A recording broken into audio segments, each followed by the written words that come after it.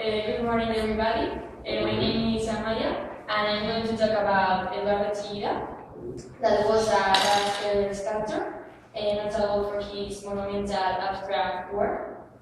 And he was born in San Sebastian, the 10th of January of 1924, and he grew up near the Hotel Viale, which was owned by his grandparents. And he was the goalkeeper for the Sociedad, that is the San Sebastian's football team, until he went to study architecture at the University of Madrid.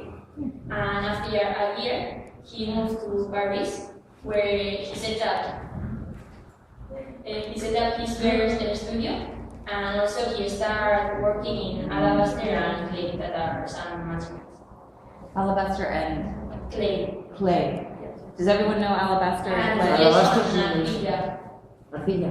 Yes, alabaster is plaster is yeso, and clay is arcilla.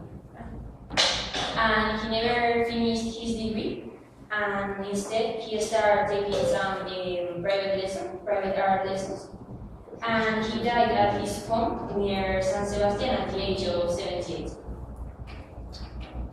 His earliest sculptures were concentrated on the human form, whereas the later works were more massive and monumental.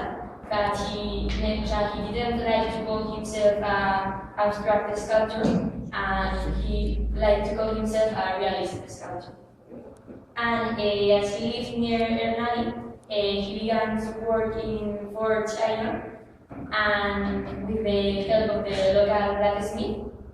And he then set up a fort in his studio. He began to make sculptures in many different materials, such as wood or alabaster or other things. And from quite early on, his sculptures were really recognized all over the world. And for example, he made the 4 doors of the Basilica of Aranzazu, that is this one, where there are also other works done by notable artists of the Basque Country, such as Oteiza or Basterrechea. And the following year, he carved a stone monument to the discovery of penicillin, that was Sir Alexander Fleming. But this work disappeared, and instead they put a new version. And by the early 1970s, his steel sculptures were installed in front of the UNESCO headquarters in Paris, also the Thyssen building in Düsseldorf, and a courtyard at the World Bank offices in Washington.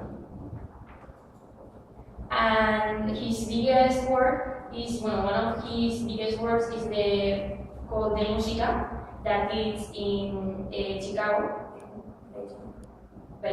And it's a 81-ton steel sculpture featuring 2 pillars that reach out but do not touch each other. And in the 1990s, Chillida set up a museum that is called Chillida Leku. But firstly, it was only an old farm that he wanted to use to store his works when they were in oxidation process, to then send them to other museums all over the world.